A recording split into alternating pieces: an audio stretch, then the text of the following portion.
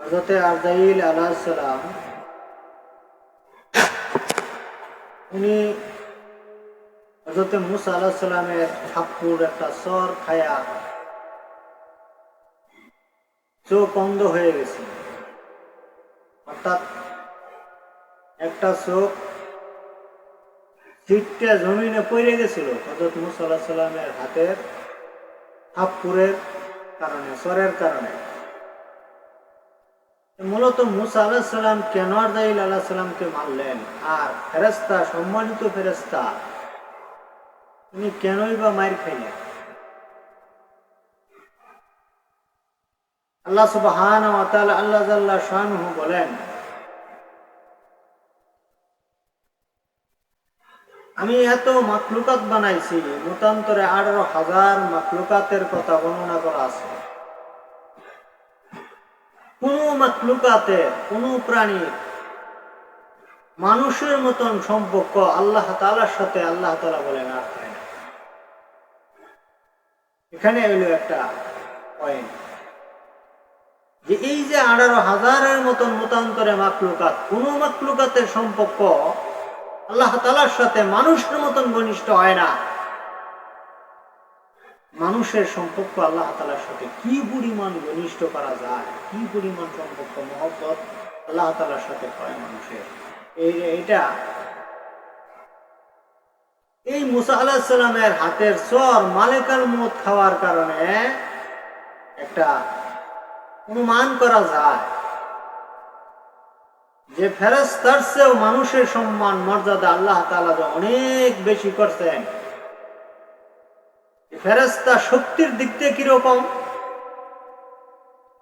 যেই আরজাইল আলাইহিস সালাম চর খাইছেন মুসা আলাইহিস সালাম, এই আরজাইল আলাইহিস সালামের এমন শক্তি যে তার মাথার মধ্যে যদি 7তম আসমান জমিনের যত পানি আছে সমস্ত পানি যদি মাথাতে রাখা হয়, তাহলে এক ফোঁটা পানি চুল বাইয়া মাটিতে পড়বে না। তার মাথা এত বড় আরজাইল আলাইহিস সালামের, তার হাত পৃথিবীর এক প্রান্তের থেকে অপর প্রান্তে এরকম হাত বাড়ায় দিয়া ওখান থেকে এসে জান কবজ করে নিতে পারবে।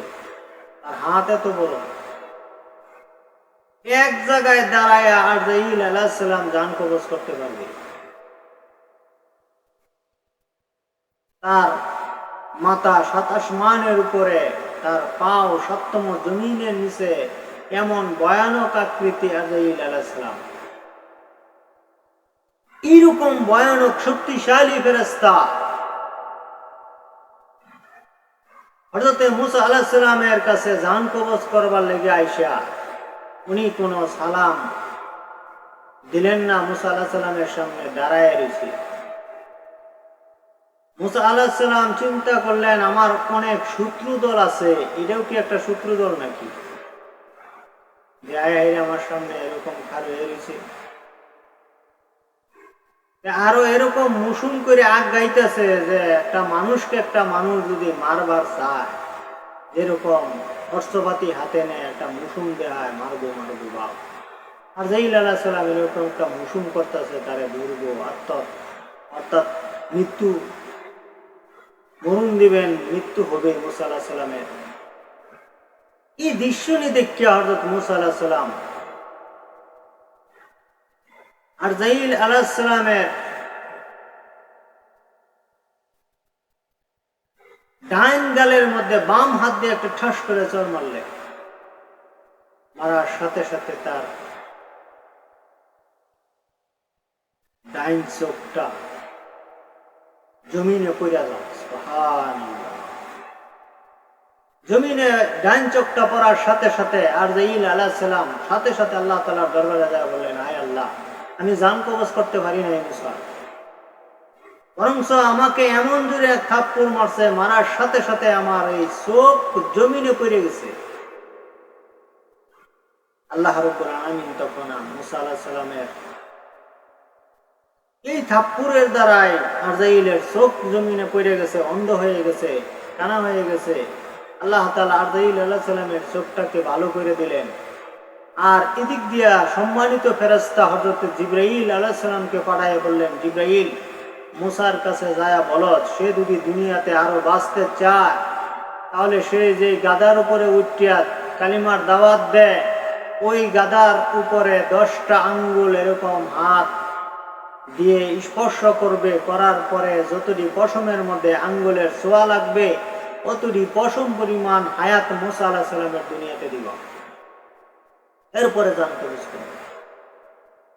হযরত মুসা আলাইহিস সালাম উনি বললেন, এই প্রস্তাব শোনার পরে আচ্ছা আমি একটু গুরুস্থান থেকে ঘুরে মরে এই পরে আমি বলবো। মুসা আলাইহিস সালাম গুরুস্থানে যখন যাইতেছে, আল্লাহ তাআলা দুইজন ফেরেশতাকে আদেশ করলেন, এমন সুন্দর করে একটা কবর খুঁড়ো মুসার মাপে, যে কবর থেকে সুঘ্রাণ বের হয়ে আসে জান্নাতে। হযরত মুসা আলাইহিস সালাম বললেন, এত সুন্দর কবর, এই কবরটা দেখা যাইতেছে আমি যতটুক বড় এরকমই দেখা যায়, আমি একটু শুয়ে দেখতে চাই কবরটা কিরকম। মুসা আলাইহিস সালাম ওই কবরের মধ্যে যাইয়া শুয়ে বললেন। শোয়ার সাথে সাথে আল্লাহ রাব্বুল আলামিন হুকুম করলেন, আরজাইল সে সৎ ইচ্ছায় কবরে শুয়ে পড়ছে, ওইখানেই তার জান কবজ করে হলো। হযরত আরজাইল আলাইহিস সালাম আয়েশা মুসা আলাইহিস সালামের জান ওই কবরের ভিতরেই কবজ করলেন। হযরত মুসা আলাইহিস সালামের ইন্তিকাল হয়ে গেলেন। প্রশ্ন হলো যে মানুষ তো এমনি ফেরেশতার থেকে অনেক শক্তি কম, ক্ষমতা কম, মানুষের হাতের চরে ফেরেশতা শক্তিশালী, আরজাইল আলাইহিস সালামের চোখ জমিনে পড়ল কি করিয়া? আল্লাহ সুবহানাহু ওয়া তাআলা জাল্লা শানু বলেন, বান্দা যখন ইবাদত করতে থাকে, আমল করতে থাকে, জিকির করতে থাকে, কোরআন তেলাওয়াত করতে থাকে, নফল নামাজ বেশি বেশি পড়তে থাকে, রোজা রাখতে থাকে, বেশি বেশি নফল রোজাও রাখে, সৎ কাজের আদেশ করে, অসৎ কাজের নিষেধ করে, সে নিজেও অপরাধ করে না, অন্যও অপরাধ যেন না করতে পারে এই দিক দিয়েও সে খেয়াল রাখে। সে যখন হালাল খায়, আরাম থেকে বাঁচে, ইমানের রাস্তায় মেহনত করে, সে যখন দিনের রাস্তায় পুরাপুরি ভাবে মেহনত করতে থাকে, আমি আল্লাহর ইবাদত বندگی করতে করতে করতে করতে যখন সে এরকম হয়ে যায়, আমার বন্ধু হয়ে যায়, তখন তার এই হাত আমি আল্লাহর হাত হয়ে যায়, তার এই পাও আমি আল্লাহর পাও হয়ে যায়, তার এই চোখ আমি আল্লাহর চোখ হয়ে যায়, তার এই জবান আমি আল্লাহর জবান হয়ে যায়, তার এই দেহটা আমি আল্লাহর দেহে পরিণত হয়ে যায়।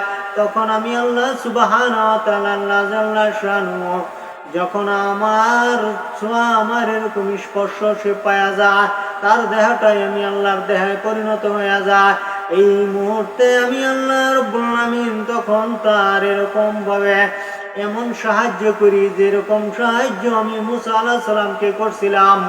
মুসা আলাইহিস সালাম আরজাইলকে যখন থাপ্পড় মারছেন, তখন আমি আল্লাহর কুদরতি হাত মুসার হাতের সাথে সেট হইয়া আরজাইলের এরকম চাপার মধ্যে গালের মধ্যে যখন যে চটটা লাগলেন, লাগার সাথে সাথে এই চটটার এত লুট হয়েছিল, এত শক্তি হয়েছিল, আমি আল্লাহ রাব্বুল আলামিনের এই হাতের ছোঁয়ার কারণে, অর্থাৎ মুসা আলাইহিস সালামের এই চরের সাথে আমি আল্লাহর কুদরতি হাত সেট হওয়ার কারণে আরজাইল আলাইহিস সালামের চোখটার সাথে সাথে খুইলা জমিনে পড়া যায়।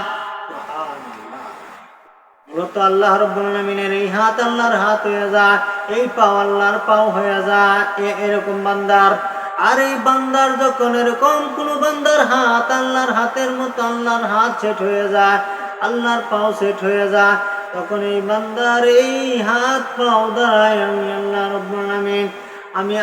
রাব্বুল আলামিন তখন এই বান্দা যা কাজ করে, এই কাজটার সাথে আমি আল্লাহর কাজ হয়ে যায়, ওইটাও আমি আল্লাহর হয়ে যায়।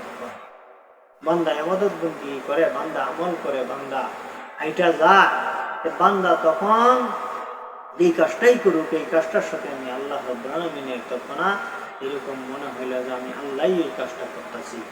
এই কারণে আল্লাহ রাব্বুল আলামিন বান্দার সাথে যে একটা বিরাট মহব্বত, বিরাট কালেকশন, এটা বুঝাই দিলেন সৃষ্টি জগতের থেকে বেশি। আমার ভাই, যে কথাগুলো আমরা শুনলাম আমল করি, আল্লাহ রাব্বুল আলামিনের কাছে তওবা করি, মাফ চাই, ইমানদার হইয়া কবরে যাই। আল্লাহ রাব্বুল আলামিন আমাদেরকে দিনের রাস্তায় কবুল করে নেক। আমার এই ভিডিওটা লাইক, কমেন্ট, শেয়ার, সাবস্ক্রাইব করবেন। বেশি বেশি আপনারা এরকম আমার ওয়াজ আরও এরকম আপনারা শুনবেন। আমি আশা করি যে আপনারা নিজেরাও দামি হন, আমিও দামি হই। আল্লাহ তাআলা আমাদেরকে দিনের রাস্তায় কবুল করুন।